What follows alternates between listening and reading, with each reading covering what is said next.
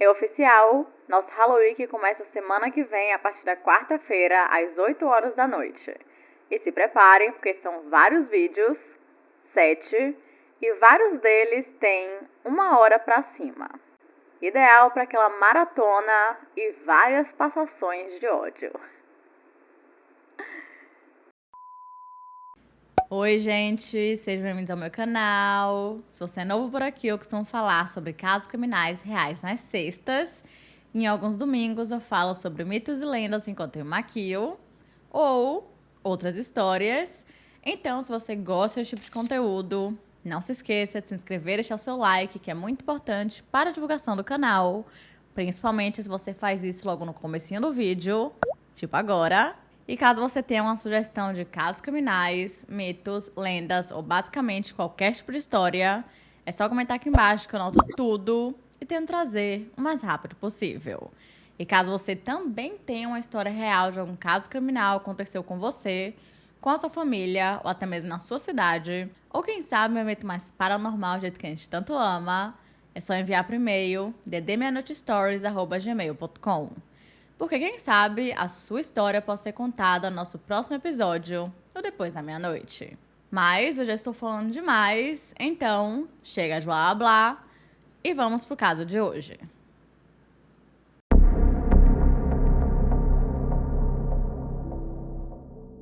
Hoje iremos falar sobre as tão famosas gêmeas silenciosas, June e Jennifer Gibbons.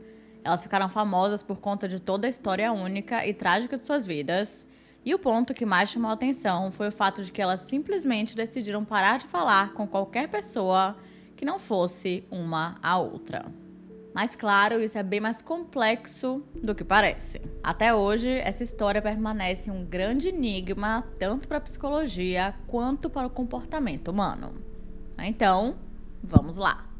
June Allison e Jennifer Lorraine Gibbons nasceram no dia 11 de abril de 1963 em uma base da Força Aérea Real na cidade de Aden, no Iêmen, onde o pai delas estava estacionado.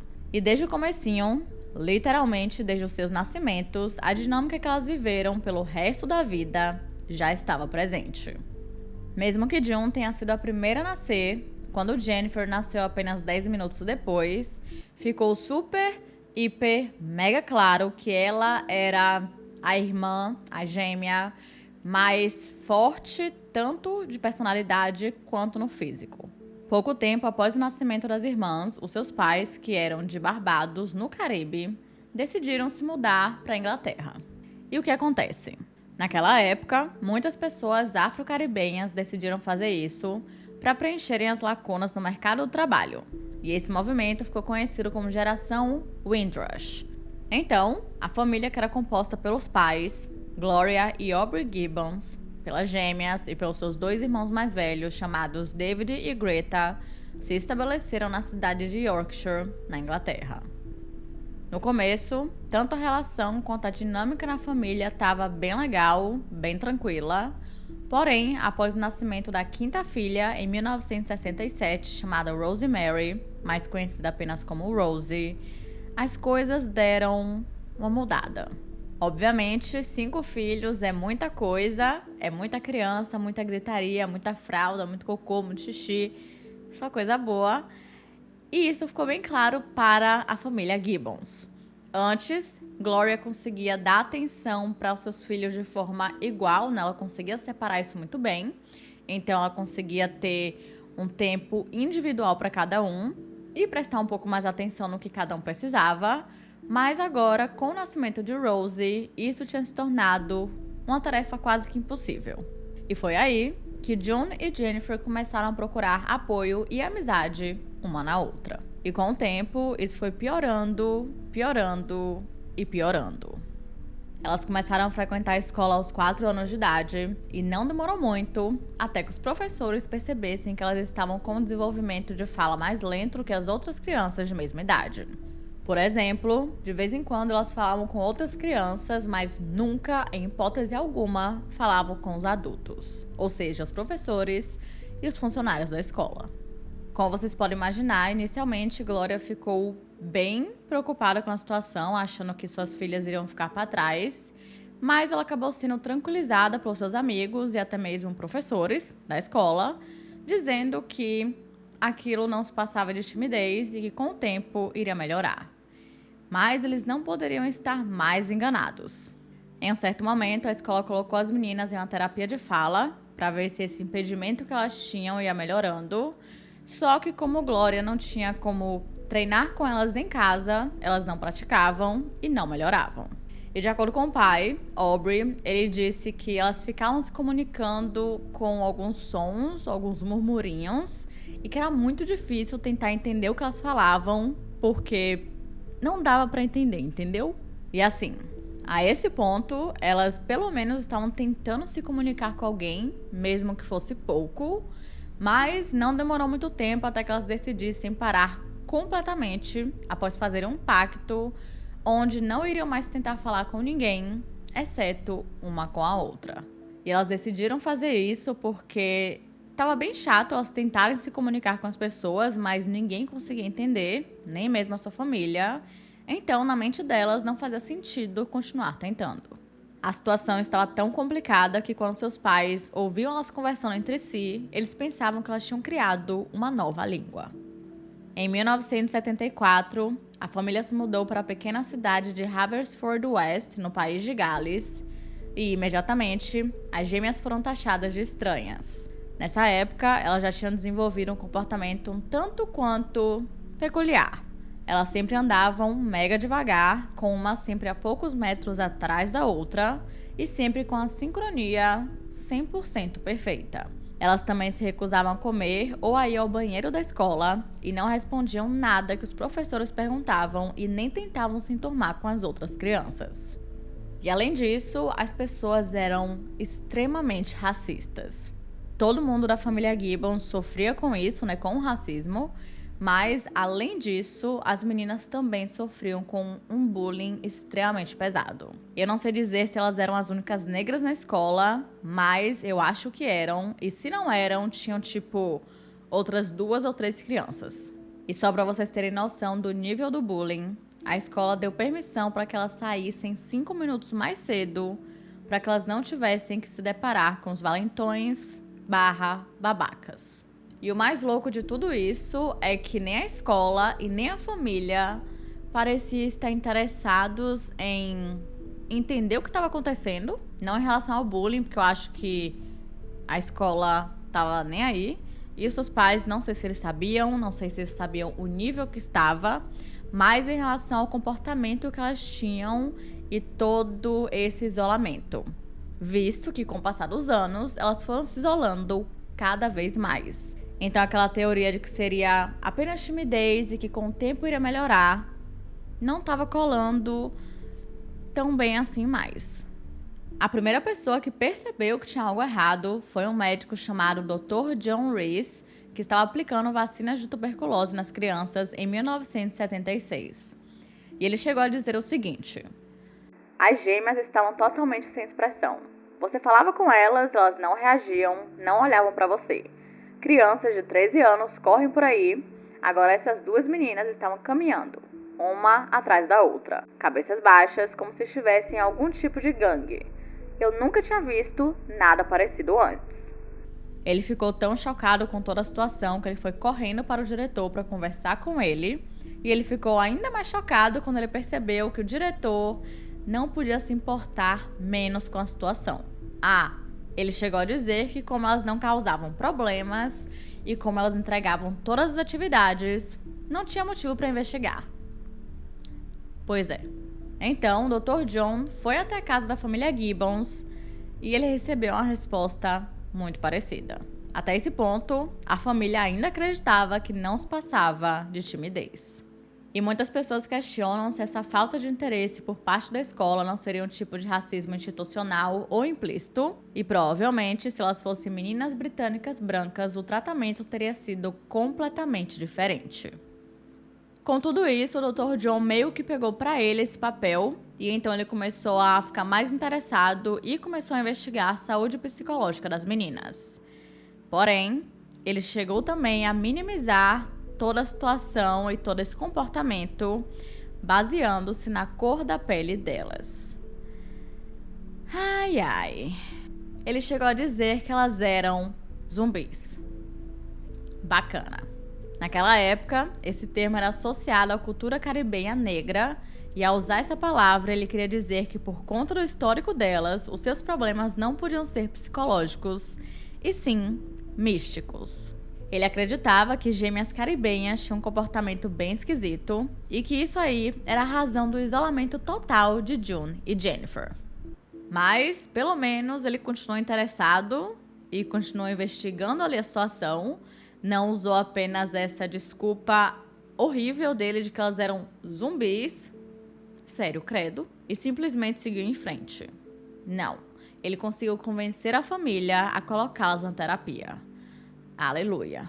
E assim, não demorou muito tempo até que a terapeuta começasse a perceber que o silêncio das gêmeas não era tão voluntário quanto eles pensavam.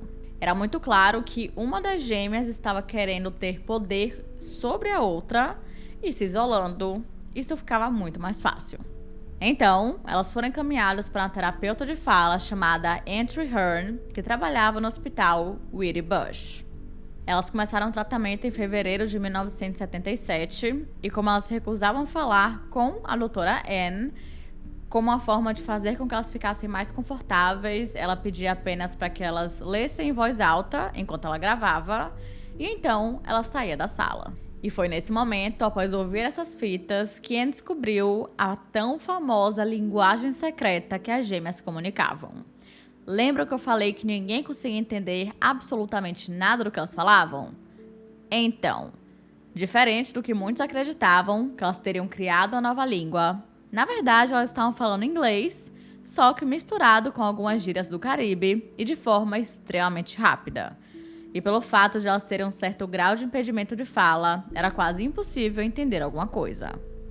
Mais tarde, Anne também disse que em alguns momentos parecia como se June estivesse tentando falar alguma coisa, como se ela quisesse falar alguma coisa, mas então Jennifer olhava para ela de um jeito diferente, como se fosse algum sinal para que ela não falasse.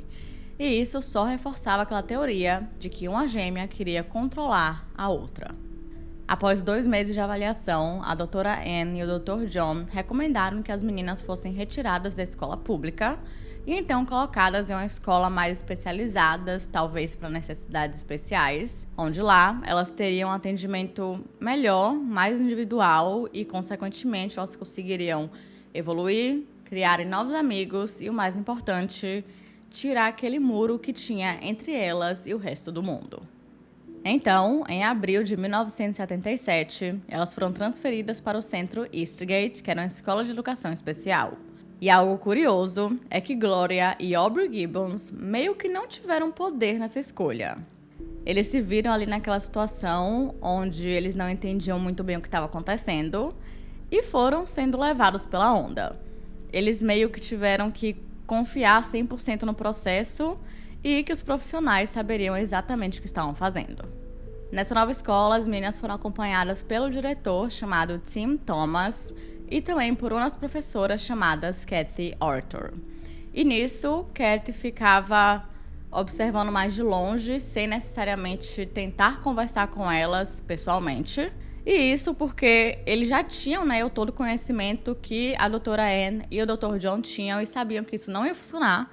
E só ia funcionar quando elas se sentissem confortáveis para falar alguma coisa. Até que um certo dia, June escreveu uma carta para a senhorita Kathy, dizendo o seguinte: seria uma boa ideia se nos separássemos. Acho que uma deveria ir e a outra deveria ficar aqui. Agimos de forma estúpida quando estamos juntas. Algumas pessoas pensam que não queremos nos separar, mas queremos, porque realmente é o melhor para nós.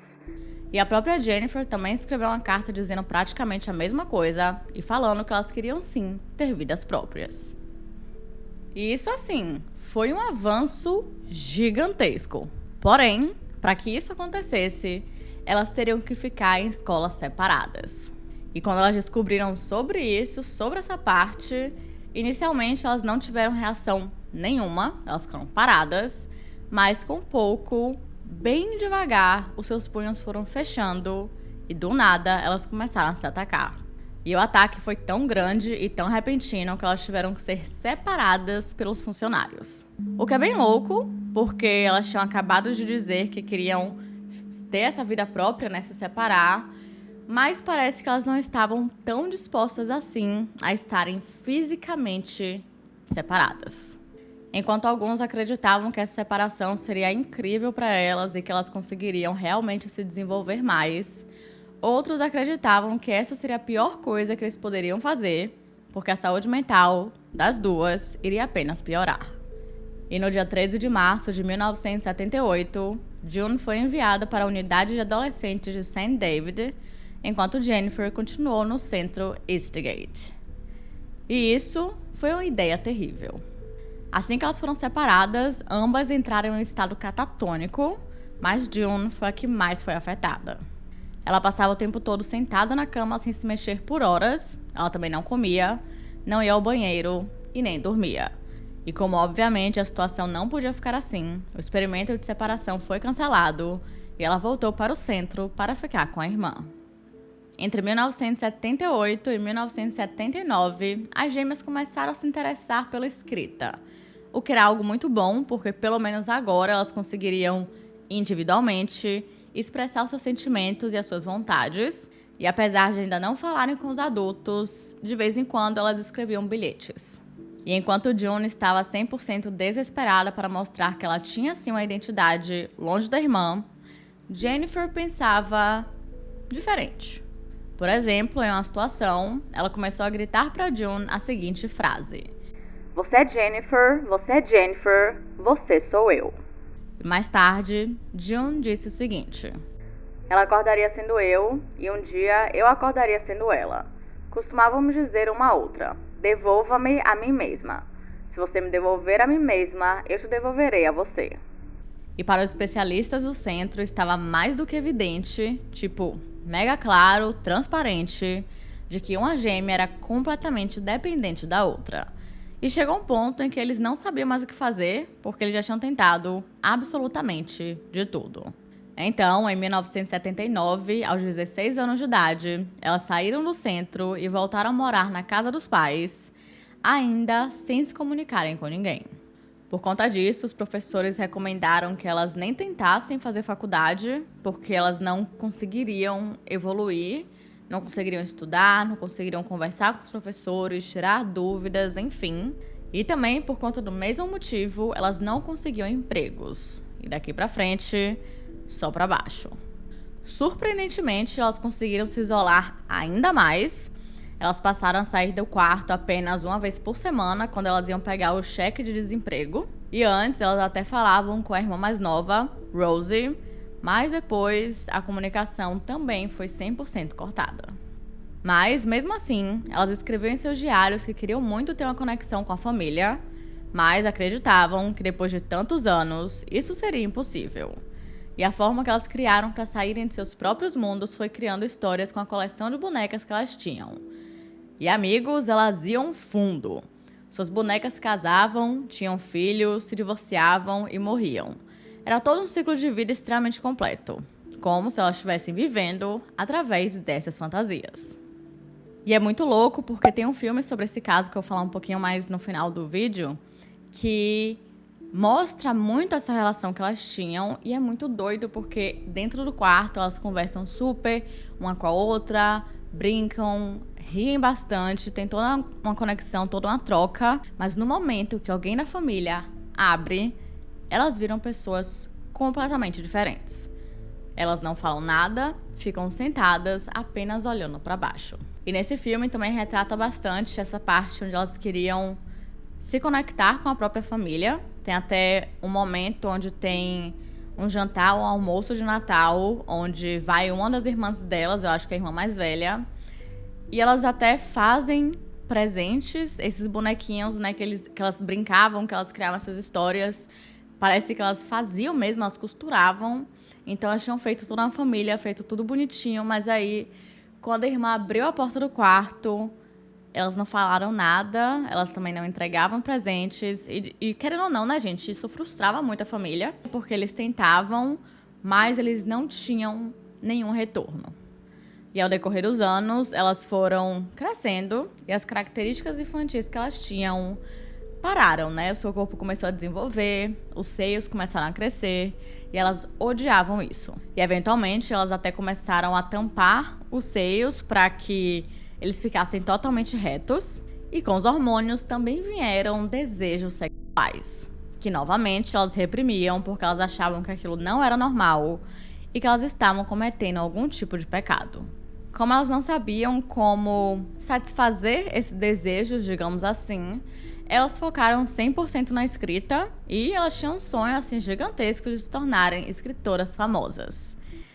O que não aconteceu.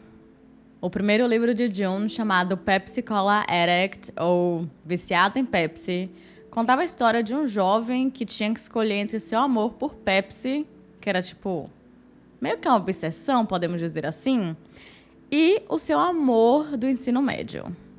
E Jennifer escreveu seu primeiro livro chamado O Pugilista, que a história é assim bem mais bizarra. Basicamente, a história do livro é um casal que tem um filho, só que o filho ele nasce com um problema de coração. Então, eles têm esse cachorro gigantesco e o pai, que é um médico, ele decide tirar a vida do cachorro, pegar o coração e transplantar no filho. Pois é. Porém, o espírito do cachorro entra no corpo do filho e decide se vingar. Realmente, assim, uma história bem tranquila. Mó paz. Ela chegou a escrever outros livros meio violentos, mas nenhum teve sucesso. E o livro de June também não teve sucesso na época. E eu achei interessante falar um pouco sobre esses livros, porque eu acho que retrata bem a personalidade das duas, enquanto June, na época, estava querendo amor de certa forma, de uma forma um pouco obsessiva. Jennifer via mais um lado violento e criminoso. Só que o que acontece? Chegou um ponto em que a escrita não estava sendo mais suficiente para reprimir o que elas estavam sentindo em relação a relações íntimas. E foi então que, em 1981, elas começaram a se interessar por outra coisa: garotos. Só que de uma forma muito obsessiva. Tipo assim, vocês não estão entendendo. Muito obsessiva. Elas começaram a sair pelas ruas da cidade, segurando binóculos, e então elas paravam nas casas e ficavam lá na janela, de buenas, observando. E como elas não tinham coragem de chegar e falar: "Oi, tudo bem? Vamos se beijar?", elas compraram livros de hipnotismo e ocultismo e tentaram enfeitiçar um garoto chamado Ted Davis. Na verdade, esse não é o nome real dele, mas como eles tiveram suas identidades preservadas, os seus nomes, obviamente, foram mudados. E não pensem que ele foi escolhido assim aleatoriamente, porque ele não foi. Ted era o tipo garotão rebelde, bad boy, que tinha estudado junto com as gêmeas no centro Eastgate. E enquanto todas as crianças e adolescentes zombavam das meninas, ele as defendiam. E o plano era fazer com que ele se interessasse por elas. E o que elas fizeram para conseguir isso? A partir do dia 11 de abril de 1981, que era o aniversário de 18 anos delas, elas começaram a super se produzir, passaram maquiagem e colocaram ali umas roupas bem chamativas. E depois elas pegavam um táxi até o Welsh Hook, que era onde a família Davis morava. Pois é. Na primeira vez que elas fizeram isso, que foi exatamente no dia 11 de abril, elas chegaram na casa, perceberam que a porta estava destrancada e, ao invés de darem meia volta, irem embora e voltar quando ele estivesse em casa, elas invadiram a casa. Mas não só isso. Elas ficaram assim mega à vontade, como se a casa fosse delas. Por que não? E é tão surreal que elas ficaram tão à vontade que elas até fizeram um sanduíche, no caso 2 sanduíches de pasta de amendoim e sucos de laranja. Depois que terminaram de comer, elas deixaram lá mesmo, tudo sujo assim, estavam nem aí. Subiram para os quartos dos irmãos, porque tinha o Ted Davis, mas ele tinha 2 irmãos, e ficaram mexendo em tudo, futricando tudo, abrindo as gavetas e até mesmo experimentando as roupas deles como se elas estivessem em um shopping. Isso durou até o momento em que elas ouviram um carro na garagem, então elas entraram meio que em completo estado de pânico, tentaram fugir pela janela da cozinha, mas foram pegas no flagra pelo pai e pela mãe de Ted Davis, chamado Joe e Jackie Davis. Imaginem o caos. E ao invés de chamarem a polícia para que eles resolvessem aquilo, afinal elas haviam invadido a casa deles, eles decidiram que eles mesmos iriam interrogá-las. Mas como elas não respondiam nada, ficavam apenas em silêncio, olhando para baixo, eles acabaram ficando com pena porque achavam que eram apenas duas adolescentes que queriam ver os seus filhos bonitões e tal, aquela coisa toda, e que estavam apenas tímidas. Nisso, eles pediram um táxi para elas e falou para elas nunca mais voltarem. Mas não foi isso que aconteceu.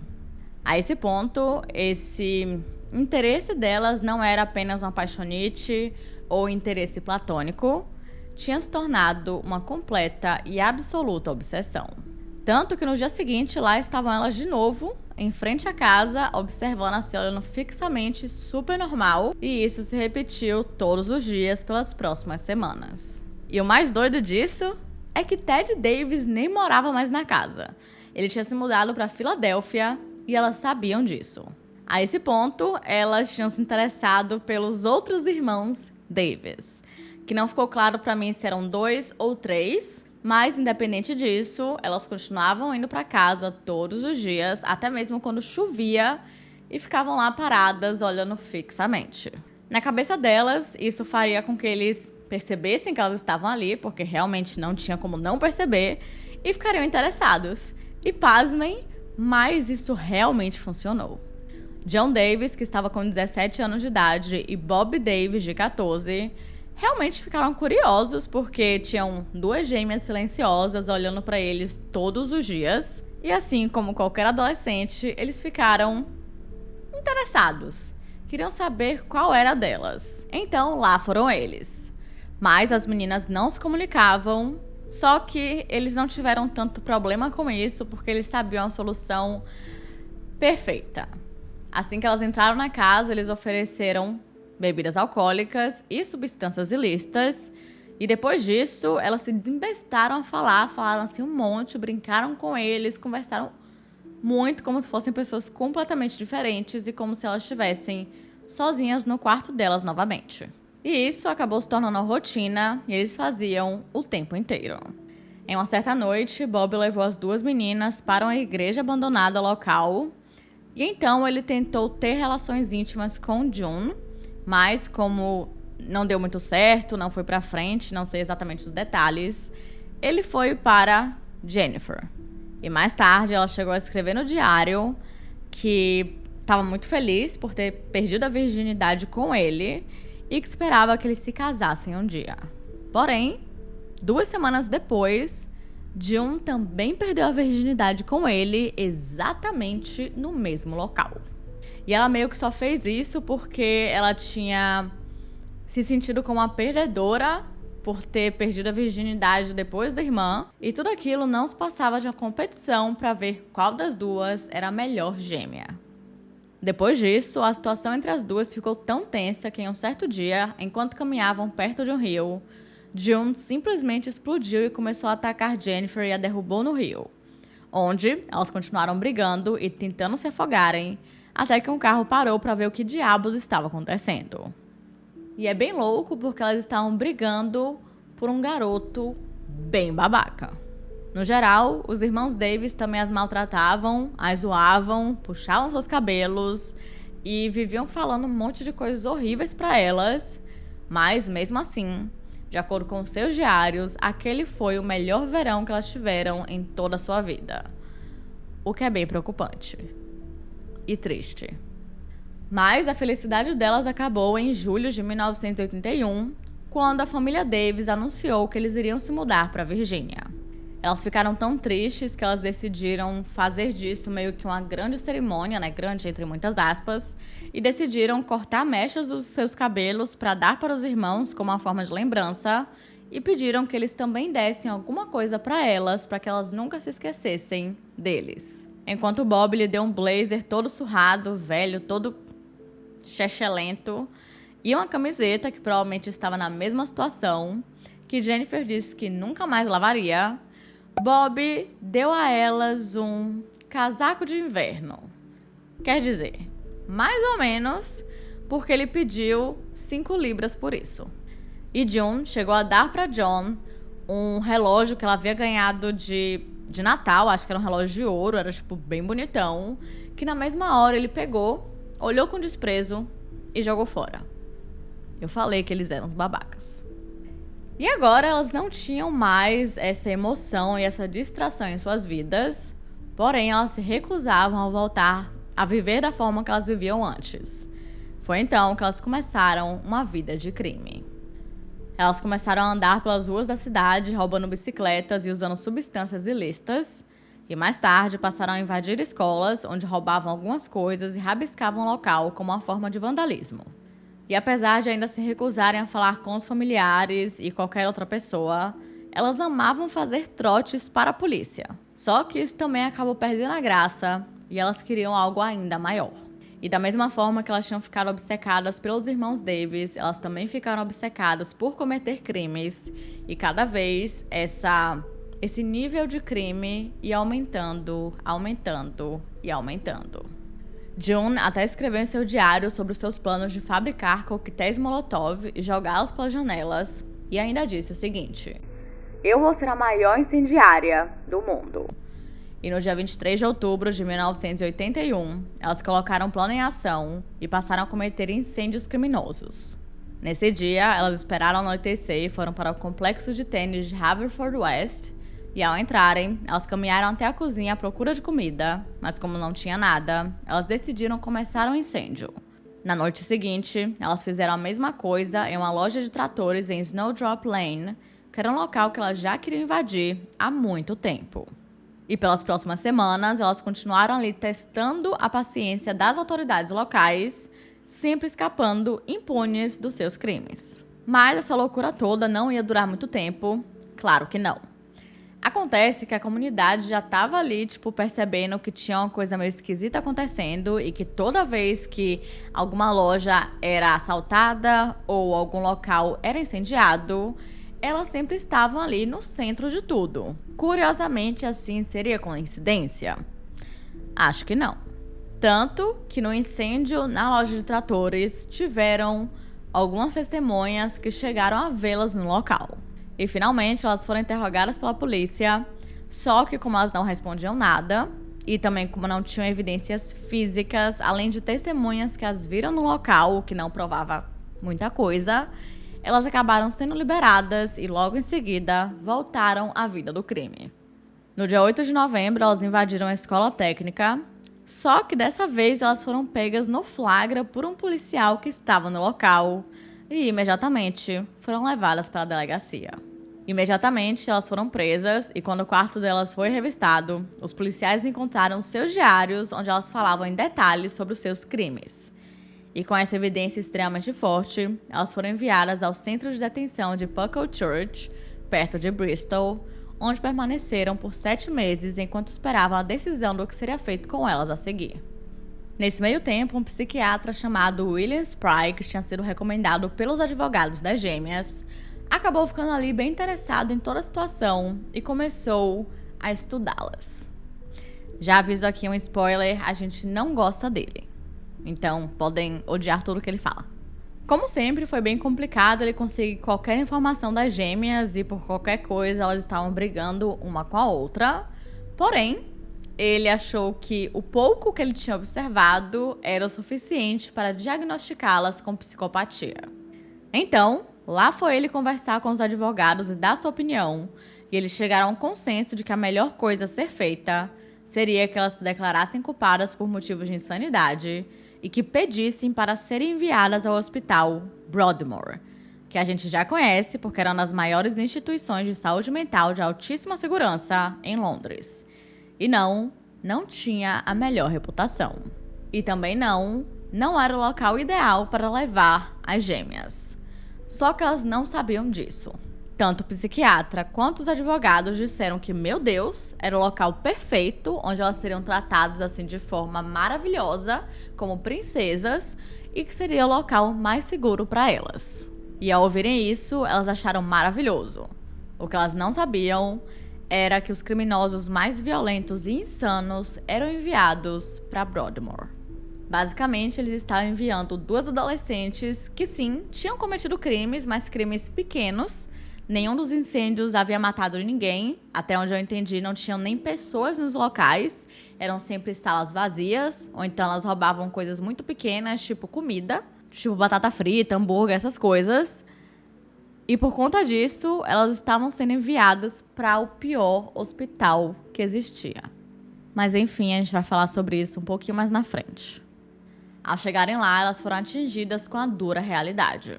Não seria aquele lugar perfeito que elas haviam imaginado. O local era super lotado, elas ficaram em alas separadas e como elas também haviam sido diagnosticadas com esquizofrenia, elas foram forçadas a tomar vários medicamentos e a cada ano que passava elas tinham esperança de que iriam sair, porque a ideia que elas tinham era, pô, a gente vai ficar aqui um pouquinho, né, alguns anos sendo tratada e tal, mó da hora, mas os médicos não as liberavam. Eles sempre falavam que elas não estavam prontas, que elas precisavam ficar mais tempo lá e que elas precisavam continuar sendo tratadas. Enquanto Jennifer se jogou de cabeça na nova vida, se esforçando ao máximo para fazer do limão uma mega limonada, June estava tendo mais dificuldades e acabou voltando para os velhos hábitos, se recusando a falar com as enfermeiras e os auxiliares. Ela sempre andava olhando para baixo, morria de medo de comer na frente de outros pacientes e caminhava pelos corredores tão lentamente que as enfermeiras tinham que carregá-la de um lugar para o outro. Eventualmente, a própria Jennifer começou a achar que a irmã estava tentando sabotar tudo, que ela estava fazendo aquilo de forma intencional para fazer com que ela ficasse como prisioneira pelo resto da vida. As coisas estavam indo de mal a pior. Ao longo dos anos, a história das gêmeas silenciosas chamou a atenção de uma repórter do jornal London Sunday Times chamada Marjorie Wallace. E depois de conseguir acesso aos diários de June e Jennifer, através de seus pais, ela ficou chocada com a qualidade das escritas. E mais que isso, ela não encontrou nada que sugerisse que as gêmeas eram psicopatas, apenas que elas sempre foram compreendidas e maltratadas. Rapidamente, Marjorie se tornou a maior defensora das duas e tornou a causa como uma das mais famosas da Grã-Bretanha da época. E June e Jennifer Gibbons foram transformadas em símbolos da incompetência, crueldade e injustiça do sistema judicial inglês. E só por conta de toda essa repercussão que finalmente elas foram liberadas de Broadmoor. Mas, ao receberem a notícia, elas não ficaram felizes. Elas achavam que elas não conseguiriam sair na sociedade, serem aceitas e conseguirem ter uma vida normal. Afinal, elas já tinham tido meio que uma certa liberdade e o resultado foi catastrófico. O puro suco do caos. E foi então que elas decidiram que para que uma tivesse a chance de sobreviver e ter uma vida tranquila, a outra precisava morrer. E nisso, June disse o seguinte: você é forte, se eu morrer você vai superar rápido. Você é uma lutadora, não morra antes de mim. Por favor, deixe-me morrer primeiro. Mas Jennifer pensava bem diferente e achava que quem tinha que ter essa chance era a June. Poucas semanas antes da libertação do hospital, Jennifer foi conversar com Marjorie e ela disse que ela ia morrer, que ela tinha que morrer e que ela estava prestes a isso. Obviamente, Marjorie não levou isso muito a sério, porque Jennifer estava com a saúde, assim, impecável, estava tudo normal, exames perfeitos, e ela apenas achou que aquilo fosse um simples medo de retornar à sociedade. E foi aí que, do nada, a saúde de Jennifer deu um 360. Antes, ela estava super forte, saudável, comendo bem, tudo aquilo, e depois, literalmente do nada, ela ficou extremamente doente e chegou a perder uma quantidade absurda de peso. Mas mesmo assim, ela ainda estava se demonstrando estar feliz por finalmente sair daquele local. No dia 9 de março de 1993, pouquíssimo tempo após entrarem no ônibus, Jennifer apoiou a cabeça no ombro da irmã e simplesmente dormiu. Mas depois disso, ela nunca mais acordou. Quando os funcionários perceberam que ela não estava apenas dormindo, ela foi levada até um hospital em Bridgend e foi descoberto que ela ainda estava viva, mas muito instável. Depois disso, ela foi levada até o hospital Princess of Wales, mas infelizmente não tinha mais nada que pudesse ser feito. E ela foi declarada morta às 6h15 da tarde do dia 9 de março. Após o resultado da necrópsia, foi descoberto que ela tinha uma inflamação no coração que poderia ser causada por qualquer coisa, desde algum tipo de alteração genética até o envenenamento. Tudo era possível. Isso foi tão repentino que simplesmente parecia como se ela tivesse decidido e se forçado a morrer. Jennifer Gibbons foi enterrada no cemitério de St. Martin e em sua lápide dizia o seguinte: Éramos duas, nós duas nos tornamos uma, não somos mais duas, pela vida sejamos uma. Descanse em paz. O próximo passo para June Gibbons foi ser levada para uma clínica chamada Clínica Caswell, onde ela ficou por um tempo. E mesmo que ela, obviamente, estivesse sofrendo muito com o luto pela perda de sua irmã, agora parecia como se ela conseguisse meio que lutar pela sua independência, mesmo que fosse à força, e seguir em frente com a sua vida. Tanto que apenas um ano depois ela tinha evoluído tanto que ela foi libertada em liberdade condicional. E em um documentário chamado Silent Twins, ela disse o seguinte: Sinto que estou vivendo por ela. Acho que é isso que ela gostaria, que eu continuasse vivendo por ela. Todos os dias acordo e digo pra mim mesma: bem, é mais um dia pra mim, mas também mais um dia pra minha irmã. Eu vivo por ela, e o que vejo e faço, ela também vê e faz. Eu sou sortudo ou algo assim por ainda estar viva enquanto ela se foi? Eu pensei que nunca superaria a morte dela, mas isso me fez 10 vezes mais forte. Então, depois disso, ela conseguiu morar em uma casa, que eu acho que era uma casa compartilhada com algumas outras pessoas, mas pouco tempo depois, ela conseguiu seu próprio apartamento. E desde então, ela tem vivido uma vida completamente normal. Ela mora no Reino Unido, perto da sua família, e ela fala com todo mundo que queira conversar com ela. Ela não é mais monitorada pelos serviços psiquiátricos, foi aceita pela sua comunidade, que era algo que ela morria de medo de nunca conseguir, e procurou deixar o passado para trás. Em uma entrevista de 2016, June disse que a sua família tinha sido profundamente afetada pelo encarceramento das garotas. Ela obviamente culpava Broadmoor por arruinar suas vidas e por negligenciar a saúde de Jennifer. Ela até queria processar Broadmoor, mas Aubrey e Gloria, os seus pais, se recusaram, dizendo que isso não traria Jennifer de volta. E lá atrás, em 1986, a jornalista Marjorie Wallace publicou um livro chamado As Gêmeas Silenciosas, que conta toda a história, e no ano passado, 2022, foi lançado um filme baseado nesse livro. Eu assisti o filme e é assim, um filme bem interessante se você quiser visualizar como era, mais ou menos, né, obviamente, essa relação delas juntas e como era a relação delas com a família e com as pessoas de fora. Nesse filme mostra bastante as histórias que elas criavam, inclusive o Pepsi Cola Addict e também todas as histórias desses bonecos que elas faziam e também toda essa relação complicada, confusa até, entre elas mesmas, onde elas não conseguiam viver separadas, mas também não conseguiam, de certa forma, viver juntas. E caso alguém queira assistir, esse filme tem na Prime Video. Então é isso, esse foi o caso de hoje. Não se esqueçam de se inscrever e deixar o seu like, que é muito importante para a divulgação do canal. E caso você tenha uma sugestão de casos criminais, mitos, lendas ou basicamente qualquer tipo de história, é só comentar aqui embaixo que eu anoto tudo e tento trazer o mais rápido possível. E caso você também tenha uma história real de algum caso criminal que aconteceu com você, com a sua família ou até mesmo na sua cidade, ou quem sabe um evento mais paranormal do jeito que a gente tanto ama, é só enviar por e-mail ddmeanoitestories@gmail.com. Porque quem sabe a sua história pode ser contada no nosso próximo episódio, um Depois da Meia-Noite. Não se esqueçam que a gente também tem um podcast agora, eu vou deixar o link aqui na descrição para vocês, e que na semana que vem, a partir da quarta-feira, às 8 horas da noite, começamos o nosso Halloween. Então é isso. Até quarta!